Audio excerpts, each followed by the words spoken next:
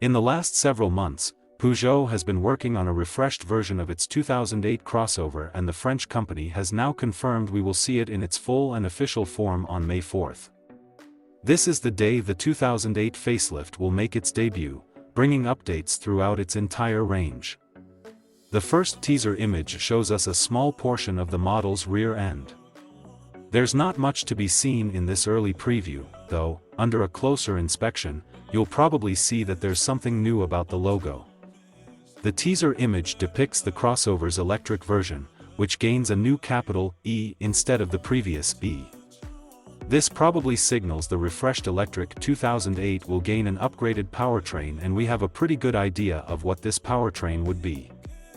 Stellantis currently sells a number of battery-powered models with an upgraded 156 horsepower, 116 kilowatt, electric motor, including the revised Peugeot E208 and the Jeep Avenger.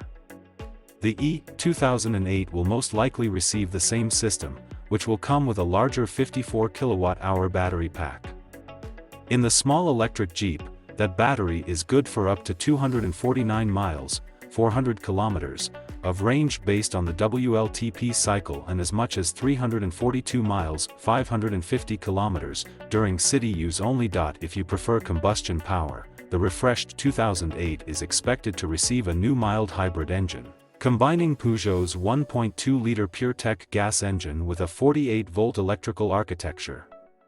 That mill will be sold in versions with either 100 or 136 horsepower, 74 or 101 kilowatts, and will be mated to a 6-speed dual-clutch automatic gearbox with a 21 kilowatts electric motor integrated into the transmission.